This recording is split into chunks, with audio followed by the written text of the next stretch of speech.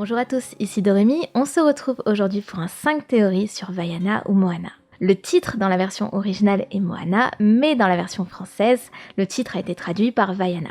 Donc je le précise ici, Moana et Vaiana, c'est le même Disney. J'utiliserai le prénom Vaiana pour le reste de la vidéo. Aussi, avant de commencer, je vais faire un bref résumé de l'histoire, car beaucoup de personnes n'ont pas vu ce Disney. Si vous connaissez déjà l'histoire, vous pouvez avancer au temps indiqué pour accéder directement aux théories. Les habitants de l'île vénèrent la déesse Te Fiti, dont la légende raconte qu'elle serait à l'origine de la création des îles. Un beau jour, Maui, demi-dieu du vent et de la mer, décida de voler le cœur de Te Fiti, une pierre de jade, afin de donner aux hommes le pouvoir de la création. Te Fiti, privé de son cœur, se désintégra, et malheureusement l'action de Maui a eu pour conséquence de bouleverser l'écosystème. Les fruits deviennent de moins en moins comestibles et les poissons se font de plus en plus rares dans le lagon. Vaiana se met alors en tête de partir explorer au-delà du lagon pour amener des poissons, mais son père refuse catégoriquement de la laisser partir explorer. Tala, la grand-mère de Vaiana, lui révèle alors que si le père de Vaiana l'a toujours empêché d'aller naviguer au-delà de la barrière, c'est parce qu'il a peur pour elle. Que son père a tenté une fois de la franchir, mais que ça s'est très mal fini. Cependant, Tala pense que Vaiana est l'élu, que l'océan l'a choisi pour cette quête, et elle remet à Vaiana une amulette avec la pierre de jade, avec le cœur de Te Fiti. Désormais, Vaiana n'a qu'une seule mission, larguer les amarres et partir à l'aventure dans le but de restituer à Te Fiti son cœur et de sauver les habitants de la famine. Elle sera accompagnée dans sa quête par Maui, qui souhaite réparer le mal qu'il a causé en volant la pierre et redevenir le héros aimé de tous. Vous connaissez désormais les grandes lignes de l'histoire, nous pouvons donc commencer les théories. Première théorie, Tala s'est volontairement donné la mort. Tala est la grand-mère de Vaiana. Elle se décrit elle-même comme la folle du village, mais elle fait en réalité preuve de beaucoup de sagesse. Et je me suis posé pas mal de questions autour de sa mort. En effet, Tala offre la pierre de jade à Vaiana pour qu'elle la restitue à la déesse Te Fiti, et elle meurt bizarrement peu de temps après. Et si ce n'était pas un hasard, et si en donnant la pierre de jade, la grand-mère avait scellé son sort? Peut-être que celui ou celle qui détient la pierre possède l'immortalité, peut-être que la personne ne peut pas mourir tant qu'elle détient cette pierre. Tala semble être la personne la plus âgée du village, ainsi c'est peut-être parce qu'elle détenait la pierre qu'elle a pu vivre aussi longtemps. Et je pense que cela explique aussi pourquoi sa santé s'est aggravée aussi vite. Tout porte à croire que la grand-mère savait qu'en faisant cela, elle allait mourir. Parti de là, on peut aller plus loin dans le raisonnement et en conclure que Vaiana ne pouvait pas mourir car en récupérant la pierre, c'est elle qui récupère la protection de la pierre et peut-être l'immortalité. N'hésitez pas à me dire ce que vous en pensez dans l'espace commentaire et on passe à la deuxième théorie. Deuxième théorie, Vaiana se réincarnera en tortue. À la mort de la grand-mère de Vaiana, celle-ci se transforme en raie. Et ce n'est pas surprenant puisqu'elle est entourée de raies et elle a un tatouage dans le dos qui symbolise une raie. Probablement que dans l'univers de Vaiana, lorsqu'une personne meurt, celle-ci se réincarne en un animal qui lui ressemble, et je me suis demandé si Vaiana pouvait elle aussi être transformée ou se transformer en un animal après sa mort. Le seul animal qui me semble probable est la tortue. Pourquoi? Parce que Vaiana sauve une petite tortue. Vous vous rappelez la scène toute mignonne où elle est encore tout bébé, elle sauve la petite tortue et l'aide à regagner l'océan. Et peu de temps après, on voit la pierre de jade apparaître dans l'eau et on voit une immense tortue passer. Aussi, la tortue semble être un élément important dans la culture polynésienne. La tortue est reliée à de nombreuses significations comme l'éternité, le bien-être, la fertilité, l'union, la famille et l'harmonie, et la tortue symbolise aussi le navigateur. Et ça colle totalement à Vaiana qui se soucie de sa famille, qui ramène le cœur de la déesse et rétablit le bien-être et la fertilité sur l'île, l'abondance, les fruits, la nourriture. Vaiana est issue d'une famille de navigateurs, comme lui explique Tala, sa grand-mère. Enfin, Vaiana est rattachée à l'océan, donc je la vois mal être associée à un animal comme le cochon de compagnie qu'elle a, ou le coq hilarant dont j'ai oublié le nom. Franchement, à part la tortue, je ne vois pas d'autre option. Mais si vous avez un autre animal en tête, qui pourrait être son animal totem, faites-le moi savoir et je suis bien sûr ouverte à la discussion. Théorie numéro 3, Maui n'a pas été abandonné.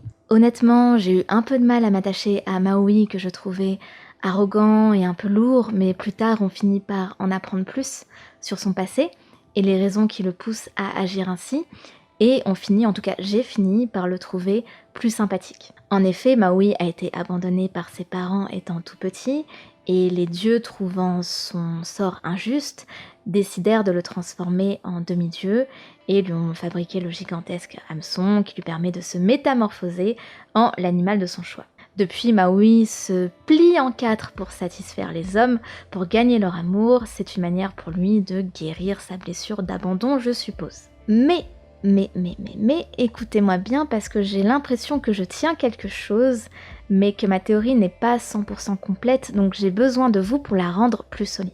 La question est-ce que Maui a vraiment été abandonné par ses parents ou est-ce qu'il s'agissait d'un test? Plus j'observais Maui et plus il me faisait penser à Hercule. Maui est un demi-dieu, comme Hercule, qui est également un demi-dieu. Et je ne vais pas vous refaire toute l'histoire de Hercule, mais Hercule a été enlevé, séparé de ses parents, et il se doit alors de prouver qu'il est un vrai héros en affrontant divers obstacles. Ce n'est qu'une fois qu'il aura le statut de vrai héros qu'il pourra regagner l'Olympe et rejoindre ses vrais parents. Et si Maui, en tant que demi-dieu, avait été envoyé sur Terre pour prouver lui aussi qu'il est un vrai héros et ainsi prouver qu'il mérite son statut de demi-dieu pour pouvoir rejoindre les cieux. On lui a raconté depuis tout petit qu'il avait été abandonné parce qu'il devait prouver sa valeur avant de connaître la vérité. Maui s'est alors plié en quatre pour devenir un héros comme le fera Hercule, mais le problème de Maui, c'est qu'il le faisait pour la gloire et pour nourrir son ego, et non par réel courage.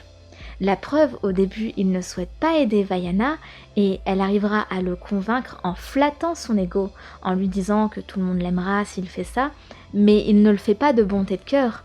Un vrai héros aurait accepté par bonté d'âme et n'aurait pas laissé une jeune fille se débrouiller seule. Mais à la fin, il finit par revenir pour Vaiana et à se comporter en vrai héros.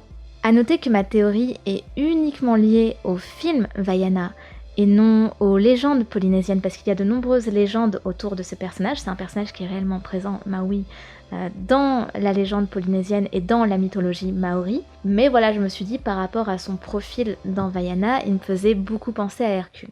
Quatrième théorie, le tatouage de Maui. On enchaîne avec une mini théorie. Maui a plein de tatouages sur son corps et il explique que pour en avoir un de tatouage, il doit le mériter. Mais qu'en est-il du petit bonhomme qui lui donne souvent des conseils? Il y a selon moi deux façons d'interpréter sa présence. Première interprétation, cela pourrait être son tout premier tatouage. Les dieux lui auraient offert un compagnon pour pallier à sa solitude et veiller sur lui.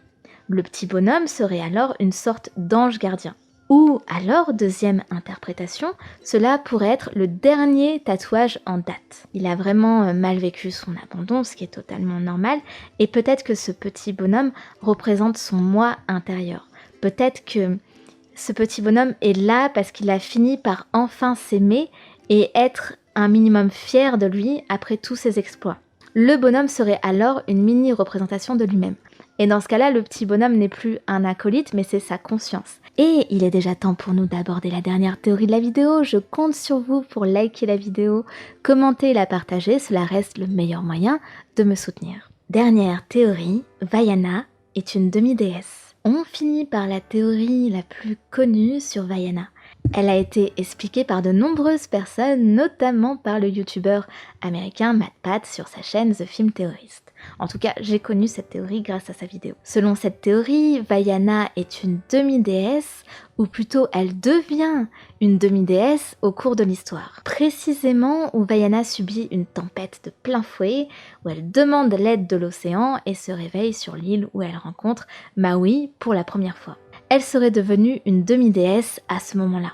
Et ce n'est pas un hasard si, au même moment, Maui chante sa chanson où il explique qu'il est un demi-dieu et détaille ses pouvoirs. Maui explique qu'il a été jeté à la mer lorsqu'il était bébé, mais qu'il a été sauvé entre guillemets par les dieux, probablement l'océan, et qu'on lui a ensuite donné des pouvoirs. Et c'est quasiment ce qui est arrivé à Vaiana.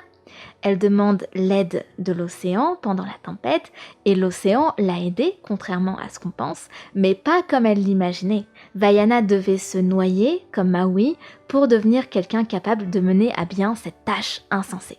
On peut également noter que quand Maui saute dans le royaume des monstres, vous savez, l'endroit en haut de la montagne où il saute tout en haut et se retrouve sous l'eau avec le crabe bling bling, enfin bref, il dit qu'aucun mortel ne viendrait jamais ici, mais Vaiana saute et le rejoint. Donc si c'est une simple mortelle, qu'est-ce qu'elle fait là? C'est assez bizarre. Sauf si on part du principe qu'elle est une demi-déesse, tout comme Maui qui est un demi-dieu. Après, la théorie va un peu plus loin et dit que du coup, Vaiana serait la fille de Maui. Pour l'instant, j'ai pas été convaincue par cette partie, j'ai pas tout compris, donc je m'exprimerai pas sur ce point. Enfin, à noter qu'il y a une légende hawaïenne qui nous parle d'un dieu qui a une forme humaine et qui est capable de maîtriser l'eau afin de créer un passage à travers la mer, ce que fait exactement Vaiana à la fin du film. C'est la fin de notre vidéo, n'oubliez pas de liker et on se retrouve tous les jeudis et tous les dimanches à 18 h pour une vidéo sur la pop culture. À très bientôt, ciao!